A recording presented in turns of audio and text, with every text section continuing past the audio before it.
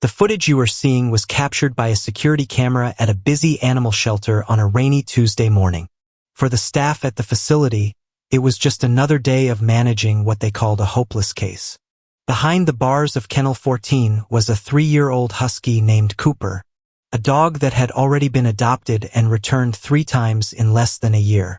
The shelter records labeled him as dangerously hyperactive and completely untamable, a whirlwind of destructive energy that no trainer could dampen. But everything in that loud, chaotic hallway changed the moment the front door creaked open and an 80-year-old woman named Eleanor stepped inside. Leaning heavily on her wooden cane, she didn't look like someone who could handle a high-energy breed, let alone the most difficult dog in the county. Yet, as she approached the cage that everyone else avoided, a silence fell over the entire room. What happened next was a moment of pure, inexplicable connection that the volunteers still talk about in hushed tones. A miracle that proved that even the most broken spirits are just waiting for the right heart to recognize them. Eleanor's house had become a museum of a life that no longer existed. For 52 years, the walls had been filled with the sound of her husband Arthur's laughter and the steady rhythm of their shared routine. But after his passing 6 months ago, the silence had moved in like an uninvited guest, cold and heavy. Every morning, Eleanor would walk the same path to the grocery store, her eyes often lingering on the animal shelter across the street. She longed for companionship, yet she was paralyzed by a secret fear. She felt too old, too frail, and too broken to offer anything to a new life. She didn't want to enter a place filled with the noise of longing because she was afraid it would mirror the emptiness in her own chest. To the world, she was just another elderly woman disappearing into the shadows of her grief, a person whose time had seemingly passed. In a concrete cell at the back of the shelter, Cooper was fighting a different kind of battle. He was a stunning husky with piercing blue eyes, but those eyes were often clouded by a frantic, misunderstood energy. Cooper didn't know how to be still. To him, the world was too small and too quiet, and he reacted by lashing out in a whirlwind of barks and jumped fences. 3 different families had tried to take him home, and all 3 had brought him back within 48 hours, citing his uncontrollable nature. The shelter staff cared for him, but they had begun to lose hope, whispering about final options for a dog that simply didn't fit into a civilized world. Cooper wasn't bad. He was just drowning in a sea of energy that no one had the patience to navigate. He was the unadoptable dog, and Eleanor was the forgotten widow, 2 souls marked by a world that had no place for their specific brand of pain.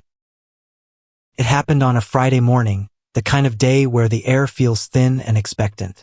Eleanor finally pushed through the heavy glass doors of the shelter. As she made her way down the corridor, the noise was deafening. A chorus of barks, whines, and claws scratching against metal. But as she approached Kennel 14, the volunteers froze. One young man stepped forward, his hand hovering near his radio. "Ma'am, please stay back," he warned. "Cooper is having a rough morning. He's erratic." But Eleanor didn't stop.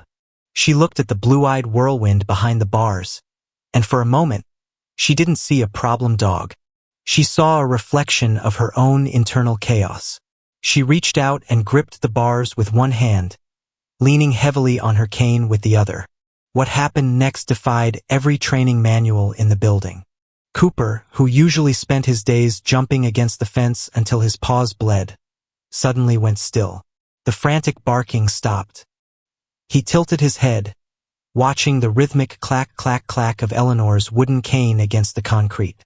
The volunteer opened the gate, his breath held in his chest, ready to intervene. Cooper didn't bolt. He didn't jump. Instead, he stepped out with a strange, deliberate grace. He walked to Eleanor's side and did something that left the staff in tears. He synchronized his pace to hers. As Eleanor took a slow, trembling step, Cooper waited. When her cane hit the floor, he moved forward exactly 1 step. He wasn't being a dog, he was being a partner. When they reached a small bench in the yard, Eleanor sat down with a heavy sigh.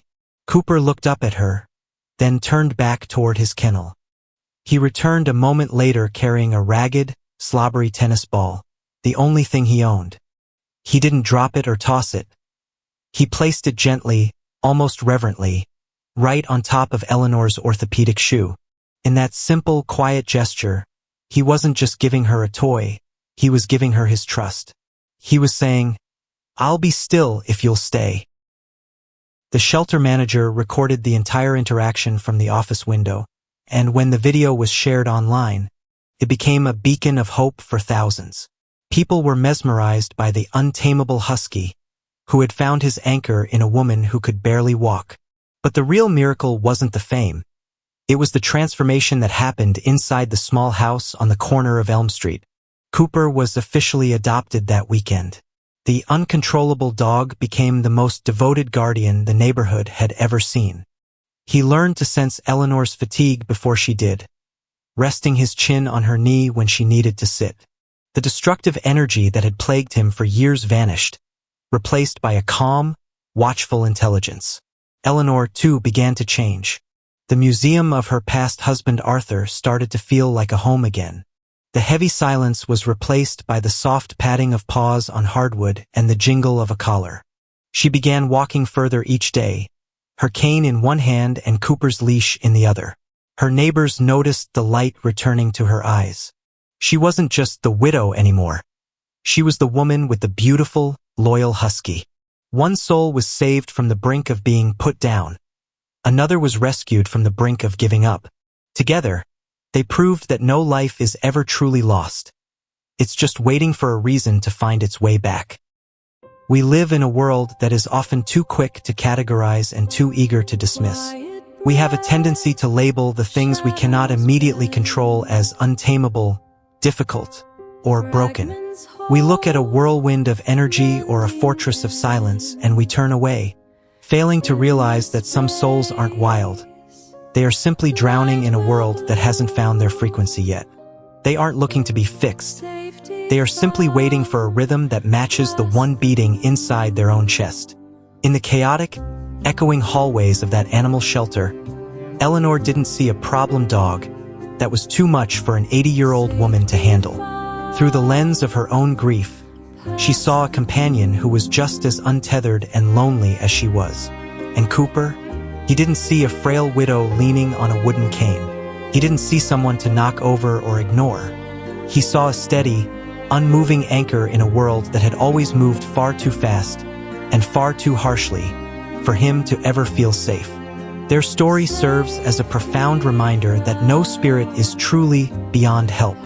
And no life, no matter how many times it has been returned or rejected, is ever truly unfixable. We often spend our lives trying to hide our flaws, but sometimes the very traits that make us feel like outcasts, our restless energy, our visible scars or our heavy silences, are the exact, jagged pieces that fit perfectly into the empty space of someone else's heart. We are taught that we must be perfect to be worthy of love, but the truth is much more beautiful. We only need to find the person who makes us want to be our best selves, simply because they chose to stand beside us when no one else would. Healing is not a race, and it is rarely a destination we reach on our own. It is a long, quiet walk that we take together, one slow, deliberate, and intentional step at a time.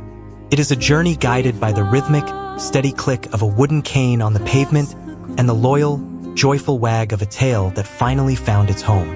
It is the proof that when two broken souls lean on one another, they become stronger than they ever were when they tried to stand alone. Thank you for opening your heart to Eleanor and Cooper today, and for believing alongside us in the transformative power of a second chance.